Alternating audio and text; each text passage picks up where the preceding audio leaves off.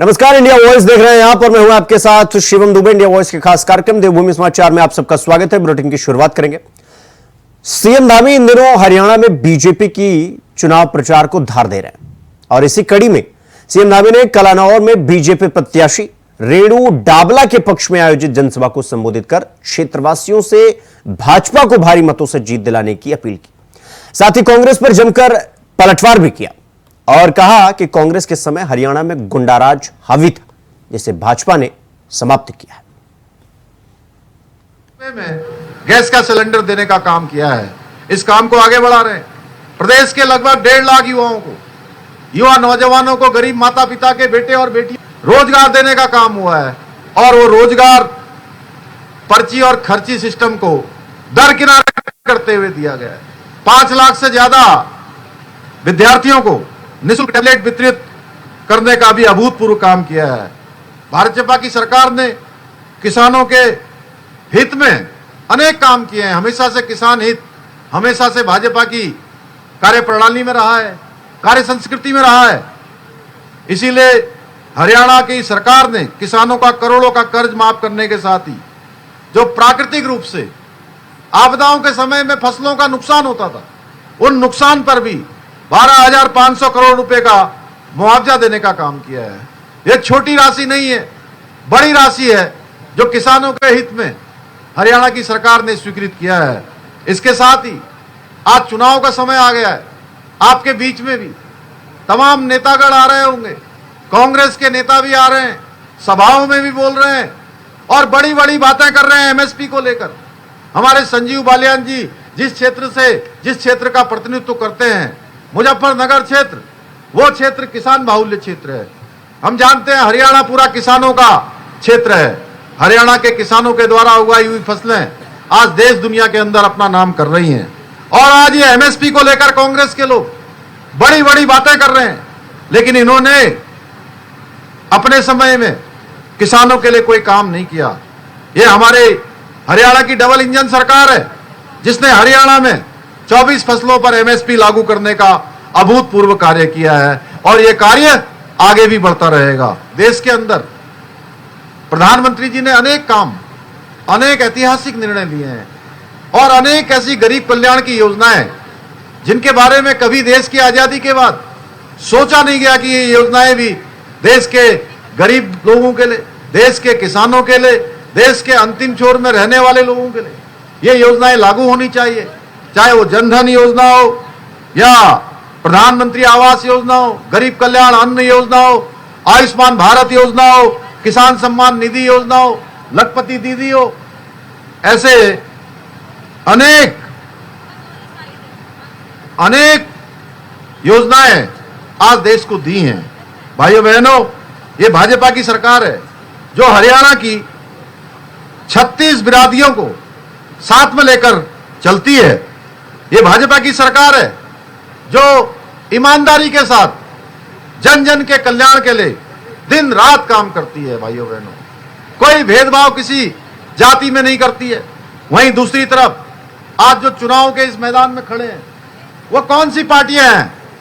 आप एक बार अगर उनके बारे में ठीक से अपने मन में विचार करेंगे तो आपका सारा जो कोई भी अगर मन में संदेह होगा तो संदेह दूर हो जाएगा। दूसरी तरफ है कांग्रेस जैसी पार्टी जिसने हमेशा ही भ्रष्टाचार बढ़ाने का काम किया है, जातिवाद और परिवारवाद को बढ़ाने का काम किया है। 10 वर्ष पहले जब हरियाणा के अंदर यही कांग्रेस की सरकार थी तो यहां इस कांग्रेस की सरकार से जनता त्राहिमाम कर रही थी। चारों ओर भ्रष्टाचार फैला हुआ था, गरीबों, दलितों और किसानों का हक मारा जा रहा था।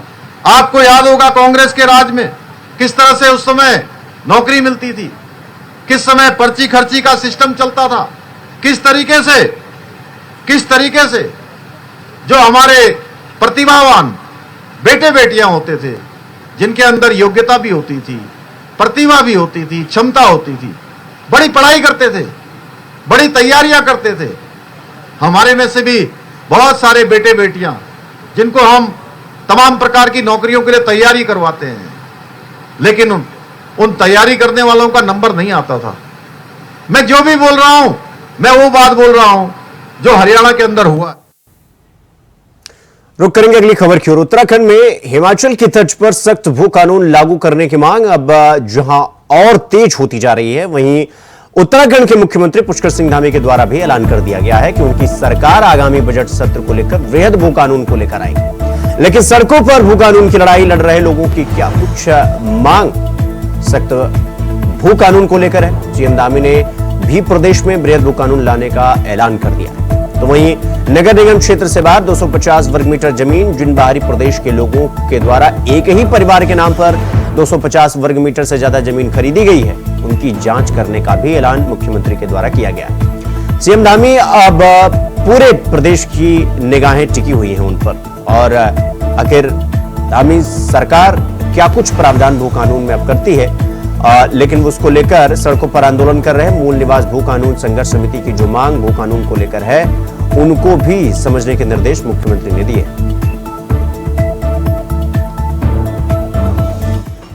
इसी प्रकार अगर समाप्त उत्तर की स्थिति ये होगी कि हमारे पास जगह नहीं बचेगी, इसलिए एग्रीकल्चर लैंड पे तो हमें तुरंत रोक लगनी चाहिए।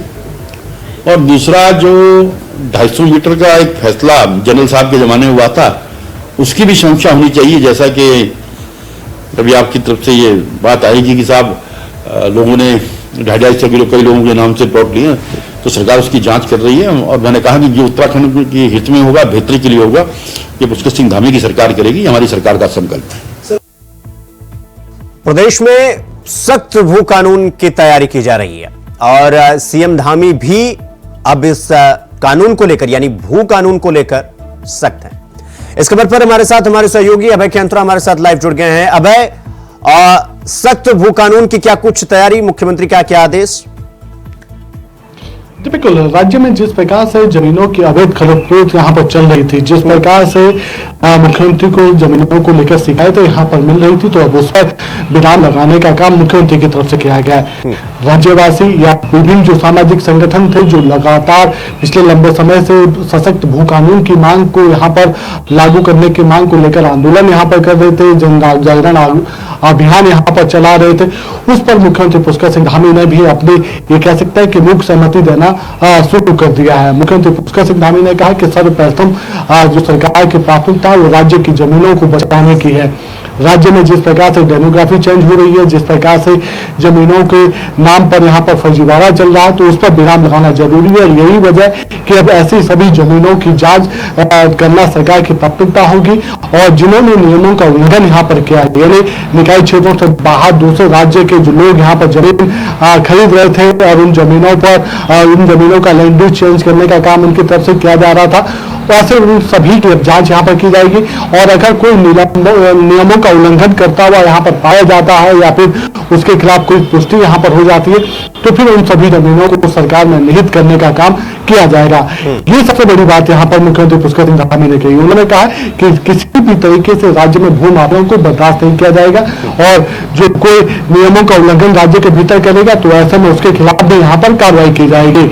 अब यह समझा जा सकता है कि जो कानून पूर्व में बनाए गए थे, उन कानूनों का सख्ती से यहाँ पर पालन करना होगा। सशक्त भू कानून के लिए राज्य सरकार अगले जो बजट सत्र सरकार का होगा, उस बजट सत्र से पहले भू कानून को लेकर कुछ संशोधन यहाँ पर अपने कानूनों में कर सकती है। बहुत बहुत धन्यवाद आपका हमारे साथ जुड़ने के लिए और इस खबर पर जानकारी हमारे साथ साझा करने के लिए। रुक करेंगे अगली खबर की ओर। भारत कजाकिस्तान संयुक्त यानी साझा सैन्य अभ्यास काजिंद 2024 का 8वां संस्करण उत्तराखंड में पूरी तरह से विकसित और आधुनिक विदेशी प्रशिक्षण नोड औली में शुरू हुआ। यह अभ्यास 30 सितंबर से 13 अक्टूबर 2024 तक आयोजित होने वाला है। संयुक्त अभ्यास के उद्घाटन समारोह में कजाकिस्तान के कर्नल करीबयेव नुरलान, कमांडर कजाकिस्तान कॉन्जिस्टेंट, और कर्नल योगेश उपाध्याय, कमांडर भारतीय कॉन्टिजेंट ने भाग लिया। काजिंद अभ्यास भारत और कजाकिस्तान में वैकल्पिक रूप से आयोजित एक वार्षिक प्रशिक्षण कार्यक्रम। अंतिम संस्करण जुलाई 2023 में कजाकिस्तान में आयोजित किया गया था।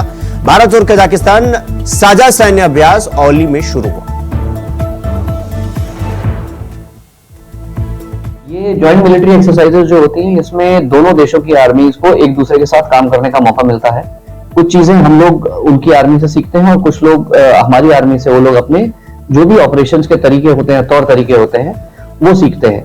और इसके अलावा दोनों जो आर्मीज हैं उसकी एक्सरसाइज, जॉइंट एक्सरसाइज से दोनों देशों के बीच में परस्पर मैत्री का जो संबंध है वो इंप्रूव होता है। अगली खबर देहरादून से है, जहां पुलिस मुख्यालय में सेमिनार आयोजित किया गया। सेमिनार में डिजिटल युग में महिलाओं की सुरक्षा और साइबर क्राइम पर जागरूकता बढ़ाने पर चर्चा हुई। सेमिनार में विशेषज्ञों ने यहां मौजूद लोगों से सीधे संवाद करते हुए जागरूक किया और इस दौरान फिक्की फ्लो उत्तराखंड चैप्टर के अध्यक्ष डॉक्टर चारू चौहान और पुलिस के सहयोग से यह आयोजन कराया गया। सेमिनार में डीजीपी अभिनव कुमार बतौर मुख्य अतिथि शामिल हुए। उन्होंने राज्य भर में महिला सुरक्षा के उपाय को लेकर भी जोर दिया। इस दिशा में उत्तराखंड पुलिस की कोशिश है कि जानकारी साझा की जाए और इंटरैक्टिव प्रश्नोत्तर सत्र में लोगों ने विशेषज्ञों से सीधे संवाद किया।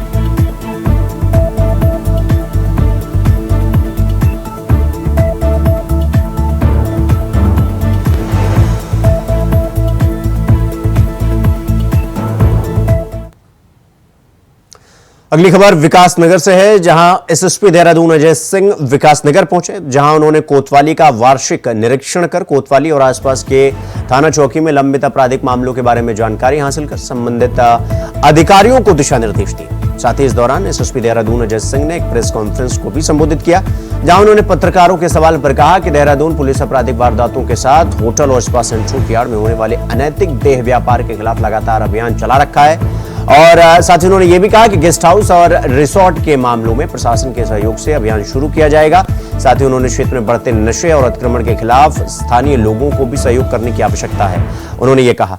साथ ही जल्द ही विकासनगर के बढ़ते देह व्यापार, अवैध नशा, अतिक्रमण, यातायात व्यवस्था को दुरुस्त किया जाएगा। इस दौरान उन्होंने शक्ति नगर किनारे हुए अवैध अतिक्रमण का जायजा भी लिया।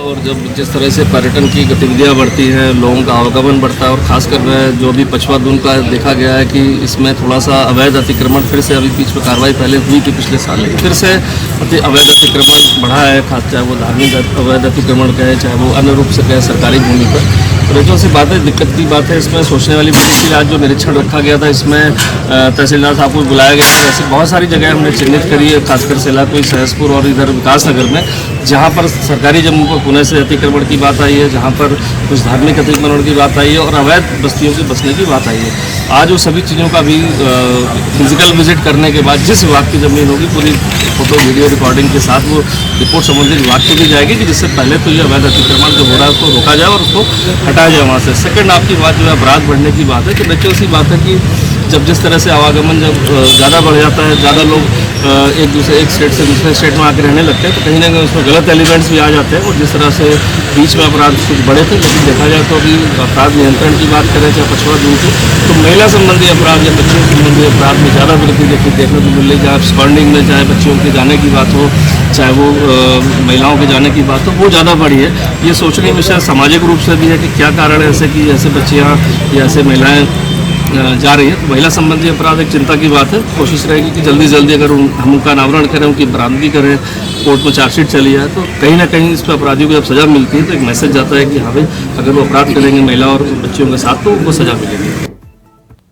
तो वहीं रुड़की विधायक प्रदीप बत्रा कल आईआईटी में आम जनता के प्रवेश बंद करने को लेकर वोट क्लब पर धरना प्रदर्शन उन्होंने वो करेंगे, और जहां पर उन्होंने कहा कि यह बात सही है कि सुरक्षा के लिहाज से व्यवस्थाएं होनी चाहिए, लेकिन पूरे देश में कई आईआईटी है जो कि आम जनता के लिए बंद नहीं होता है, और जो सीनियर सिटीजन हैं उनके घूमने के लिए आईआईटी खुला रहना चाहिए ताकि उनको कोई परेशानी ना हो। साथ ही आईआईटी ने वोट क्लब पर अपने बोर्ड लगा रखे हैं, लेकिन ये भूमि सिंचाई विभाग की है, इसकी लीज खत्म हो चुकी है। आईआईटी गेट बंद किए हुए हैं, इसको भी जनता के लिए खोलना चाहिए ताकि यहाँ पार्क बनाना चाहिए ताकि बच्चों को खेलने के लिए जगह मिले। अपनी मांगों को लेकर कल विधायक प्रदीप बत्रा धरना प्रदर्शन करेंगे और ज्वाइंट मजिस्ट्रेट को ज्ञापन सौंपेंगे।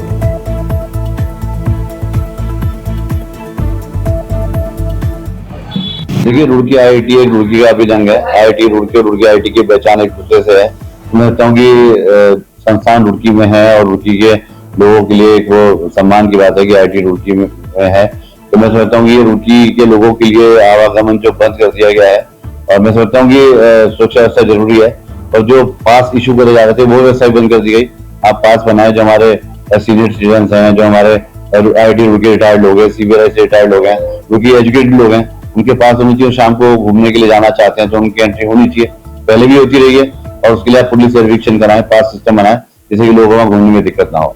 दूसरा मुद्दा ये कि IIT बोट क्लब रुड़की में स्थित है और यहाँ पर जो है IIT ने बोर्ड लगा रखे हैं, जबकि ये भूमि सिंचाई विभाग की है, जिसकी लीज खत्म हो चुकी है, और IIT लगातार उसमें दरवाजे बंद किए हुए हैं। तो हम चाहते हैं कि IIT बोट क्लब रुड़की की जनता के लिए खुले, रुड़की की जनता के बच्चे यहाँ पर जाएं, पार्क बने और यहाँ पर शाम को सैर सपाटा करें। तो रुड़की में जो स्थित है सिविल लाइन्स एरिया में, ये बोट क्लब रुड़की के लिए खुलना चाहिए। वहीं हरिद्वार के जिलाधिकारी कमेंद्र सिंह ने जिला अस्पताल में निरीक्षण किया और अस्पताल पहुंचे जिलाधिकारी ने अस्पताल की OPD, ऑपरेशन थिएटर, कर्मचारियों की उपस्थिति और साफ सफाई की व्यवस्था को देखा। अस्पताल में साफ सफाई ठीक न मिलने पर अधिकारियों को सफाई व्यवस्था दुरुस्त करने के निर्देश दिए। तो वहीं जिला अस्पताल की पुरानी बिल्डिंग और महिला अस्पताल परिसर में नई बनकर तैयार हुई बिल्डिंग की भी बारीकी से निरीक्षण किया गया। जिलाधिकारी ने जानकारी दी कि जिला अस्पताल की बिल्डिंग जर्जर हालत में है। जल्द ही इस बिल्डिंग को निष्प्रयोज्य घोषित कर नई बिल्डिंग का निर्माण होना है और इसके लिए अस्पताल को 200 बेड वाली नई बिल्डिंग में शिफ्ट किया जाएगा। देखिए, आज हर मिलाप जिला चिकित्सालय का निरीक्षण किया गया है और निरीक्षण के दौरान इनके जो विभिन्न वार्ड्स हैं और स्पेशली जो डेस्टिट्यूट्स वार्ड्स हैं और जो डेंगू वार्ड है, उन सब का निरीक्षण किया गया है। इनके स्टाफ का निरीक्षण किया गया है, साफ़ सफाई का निरीक्षण किया गया है, जो इनका ब्लड लेने की स्थिति है, जो लगा रखे हैं इन्होंने सिस्टम, उनका निरीक्षण किया गया है। इनकी OT का निरीक्षण किया गया है। तो बेसिकली ये बिल्डिंग बहुत ही जर्जर है और निष्प्रयोज्य घोषित होने की प्रक्रिया में है। तो सबसे महत्वपूर्ण ये है कि इसको जो है जो नया 200 बेड का बना हुआ है, इसमें शिफ्ट करने के लिए जल्दी प्रयास किया जाएगा कि इसमें शिफ्ट किया जाए, क्योंकि वो जर्जर बिल्डिंग है, कभी भी कोई बात हो सकती है। और उसका निरीक्षण भी हो चुका है, निष्प्रयोज्य घोषित होने की प्रक्रिया भी उसकी है, तो जल्दी ही हम लोग इसको इसमें शिफ्ट करेंगे। और इसके अलावा 2-3 चीज़ें जो हमने देखी हैं, एक तो मतलब इसका टॉयलेट की साफ़ सफाई जैसी होनी चाहिए वैसी नहीं पाई गई है, और दूसरा जो ये पेमेंट ले रहे हैं वो ऑनलाइन नहीं ले रहे हैं, केवल ऑफलाइन ले रहे हैं। तो आजकल तो ऑनलाइन पेमेंट होना ही चाहिए, हर जगह व्यवस्था होनी चाहिए। तो मैंने कहा कि उसकी भी व्यवस्था वहाँ पर कराएं ताकि आम पब्लिक को असुविधा ना हो। वहीं उत्तराखंड STF ने हरिद्वार से एक ऐसे अपराधी को गिरफ्तार किया है जो विदेशों में बैठे साइबर ठगों को सिम कार्ड भेजता था, जिनके जरिए साइबर ठग देश में लोगों को फोन या मैसेज करके उनसे ठगी किया करते थे। पुलिस का यह दावा है कि गिरफ्तार अभियुक्त यानी व्यक्ति अपराधी अब तक 20,000 से ज्यादा सिम विदेशों में भेज चुका है और अब भी सिम कार्ड भेजने की फिराक में था, लेकिन उससे पहले ही STF ने उसे गिरफ्तार कर लिया। प्रदेश में हो रही साइबर ठगी के बढ़ते मामलों की जांच में जुटी उत्तराखंड STF को बड़ी कामयाबी मिली है। STF ने हरिद्वार के थाना मंगलौर क्षेत्र से एक अभियुक्त को गिरफ्तार किया है, जिसके पास से 1800 से ज्यादा सिम कार्ड, 2 बायोमेट्रिक मशीन और 2 मोबाइल फोन बरामद हुआ। STF का यह दावा है कि गिरफ्तार अभियुक्त थाईलैंड, कंबोडिया, म्यांमार के अलावा भारत के कई राज्यों में साइबर ठगों को सिम उपलब्ध कराता था और अब तक 20,000 से ज्यादा सिम विदेश में भेज चुका है। मामले पर Dehradun IG law and order Nilesh Anand Bharde का कहना है कि उत्तराखंड STF ने आज हरिद्वार स्थित एक गिरोह का भंडाफोड़ किया है। यह गिरोह लोगों के आधार कार्ड और बायोमेट्रिक पर कब्जा कर लेता था। व्हाट्सएप नंबर के माध्यम से साइबर जालसाज भारत में कॉल करते थे और साइबर धोखाधड़ी करते थे। भारत में अब तक 35 FIR दर्ज की गई।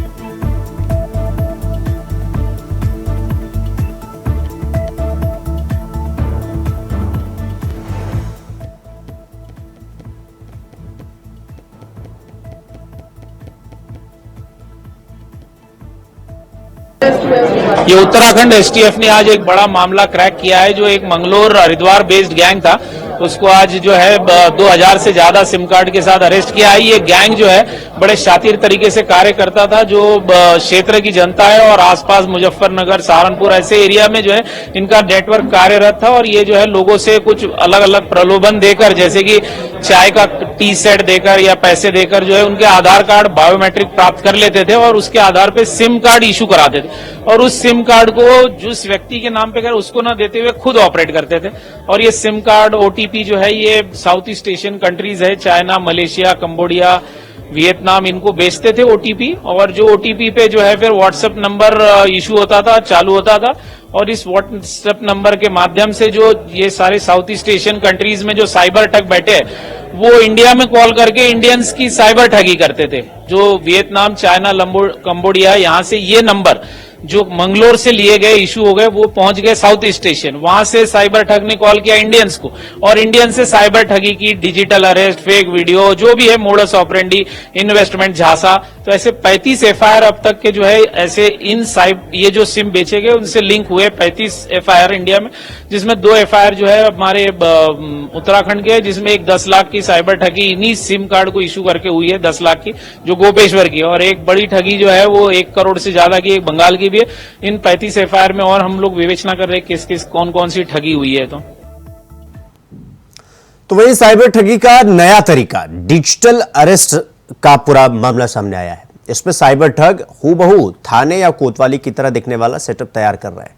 ठग भी बकायदा थाना अध्यक्ष या कोतवाल जैसी ड्रेस में रहता है, और इसके बाद वह लोगों को वीडियो कॉल कर धमकाकर उनसे ठगी कर रहे हैं।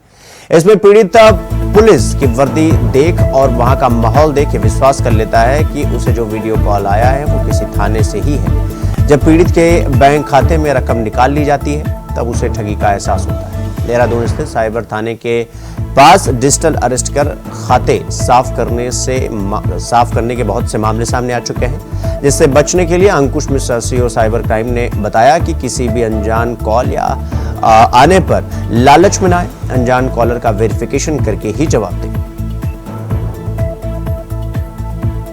इस समय पूरे भारत में, ना सिर्फ उत्तराखंड में, पूरे भारत में एक बहुत ही उभरती हुई चुनौती है, जहां पर लगातार इसमें बड़े बड़े मामले आ रहे हैं, जिसमें लोग 50 लाख, 1 करोड़, 2 करोड़, यहां तक कि हमने 3 करोड़ के भी मुकदमे पंजीकृत किए हैं जिसमें डिजिटल अरेस्ट की घटना हुई है। अब आपके सभी दर्शकों के लिए जागरूकता है तो बताना चाहूंगा कि इस प्रकार के अपराध में अमूमन देखा जाता है कि किसी व्यक्ति को व्हाट्सएप के माध्यम से, टेलीग्राम के माध्यम से उससे कॉन्टैक्ट किया जाता है, उससे दोस्ती की जाती है, उन्हें अलग अलग ग्रुप्स में ऐड किया जाता है, उन ग्रुप्स में अलग अलग इन्वेस्टमेंट मॉडल दिए जाते हैं। उन्हीं इन्वेस्टमेंट मॉडल में एक मॉडल होता है कि जहां पे वो आपको कहेंगे कि मैं आपको एक इन्वेस्टमेंट के लिए कुछ स्कीम बताऊंगा, उसके लिए आपको गूगल मीट या जूम कॉल या आपको स्काइप कॉल पे आना है। जब वो व्यक्ति उस स्काइप कॉल पे जाता है तो सामने देखता है कि एक फेक सीबीआई ऑफिस या फेक मुंबई क्राइम ब्रांच या फिर कोई फेक ईडी ऑफिस, कोई भी सरकारी जो एक एजेंसीज होती हैं, उनका एक फेक ऑफिस बना रहता है, और सामने वाले जो कर्मचारी या जो ऑफिसर्स होते हैं वो भी यूनिफॉर्म में होते हैं। और फिर वो व्यक्ति घबरा जाता है, उसको डराया जाता है, धमकाया जाता है कि आपके खिलाफ एक वारंट निकला है, आपकी गिरफ्तारी कर ली गई है, जिसको उन्होंने एक अमूमन शब्द बोला है डिजिटल अरेस्ट कर लिया गया है। उसके बाद उसको बोला जाएगा कि आप पे इतने नोटिसेस हैं, इतने फाइन है, आपका डेटा पाया गया है, आप इस अपराधी के साथ लिंक है, जहां पे उस व्यक्ति की जो साइकोलॉजी है, उसकी जो मनोस्थिति है वो काफी बिगड़ जाती है। उसके बाद ब्लैकमेलिंग करने के बाद कहा जाता है कि अब आपको हर 15 मिनट में, हर आधे घंटे में अपनी पोजीशन बतानी है। अगर आप खाना खाएंगे तो वो भी आपको व्हाट्सएप पे लिखना है कि आप क्या एक्टिविटी कर रहे हैं, क्योंकि आपको सर्वेलेंस पे रखा गया है, डिजिटल अरेस्ट पे रखा गया है। इस क्रम से बचने के लिए वो व्यक्ति परेशान होकर बोलता है कि मुझे इस चीज से पिन छुड़ाना है, मैं बचना चाहता हूं, तो फिर वो सामने वाले जो अपराधी होते हैं उससे पैसे मांगते हैं, जिसमें लोग लाखों से करोड़ों रुपए गवा दे रहे हैं, जिसमें वो संबंधित पीड़ित है उसको पता ही नहीं है कि डिजिटल अरेस्ट जो है एक फेक पूरा स्कैम चल रहा है। और जब वो सारे पैसे गवा चुका है, सारे पैसे दे चुका है, तो एंड में वो संबंधित अपराधी कहते हैं कि ठीक है आप बैंक जाइए या आप किसी फ्रेंड के पास जाइए, वहां से लोन लीजिए। उस क्रम में जब किसी व्यक्ति की वहां पे किसी और व्यक्ति से बातचीत होगी तब पता चलता है ऐसे लोगों को कि आपके साथ इस फ्रॉड हो रहा है, स्कैम हो रहा है, और जिस व्यक्ति को आप लगातार पैसे दे रहे हैं वो एक्चुअल में स्कैमस्टर है। डिजिटल अरेस्ट इस समय पूरे भारत में ना सिर्फ रुक करेंगे अगली खबर की ओर। उत्तराखंड में बंद सड़कों को खोलने के लिए तेजी से काम किया जा रहा है। मुख्यमंत्री पुष्कर सिंह धामी के निर्देश पर आपदा प्रबंधन सचिव लगातार सभी जिलों के प्रशासनिक अधिकारियों और पीडब्ल्यूडी अभियंता के साथ अब वीडियो कॉन्फ्रेंसिंग के जरिए बंद सड़कों की समीक्षा कर रहे हैं। आपदा प्रबंधन सचिव विनोद कुमार सुमन ने कहा कि प्रदेश भर में 68 सड़कें बंद हैं। इन सड़कों को जल्द यातायात के लिए सुचारू रूप से खोल दिया जाएगा। जिन सड़कों को खोलने में ज्यादा समय लगेगा उन पर विशेष ध्यान दिया जाएगा और मुख्यमंत्री को उनकी रिपोर्ट सौंपी जाएगी। सड़कों के यातायात के लिए सुचारू व्यवस्था करने में लापरवाही बरतने पर कार्रवाई के भी निर्देश दिए गए हैं। लगभग 68 सड़कें बंद हैं पूरे राज्य में, जिसमें से 24 सड़कें पीडब्ल्यूडी की हैं, 43 पीएमजीएसवाई की हैं और एक राज्य मार्ग है। 68 सड़कें बंद है, जिसको खोलने के लिए कार्रवाई लगातार जनपदों से की जा रही है। काफी हद तक सड़कों को पहले खोला गया था, संख्या काफी कम हो गई थी, लेकिन बीच में 3 दिन की बरसात में फिर सड़कें बहुत सारी बंद हुई, करीब 70 से अधिक सड़कें बंद हुई हैं, जिससे संख्या बढ़ी है। हम उम्मीद करते हैं कि बहुत जल्दी इन सड़कों को भी खोलने की कार्रवाई की जाएगी। वर्तमान में चार धाम यात्रा मार्ग पूरी तरह से खुला हुआ है। श्रद्धालुओं का आवागमन सुचारू गति से गतिमान है, चल रहा है, कहीं कोई दिक्कत की बात नहीं। तो देवभूमि समाचार में फिलहाल अभी के लिए बस इतना ही। देश और दुनिया की तमाम खबरों को देखने के लिए देखते रहिए इंडिया वॉइस। नमस्कार।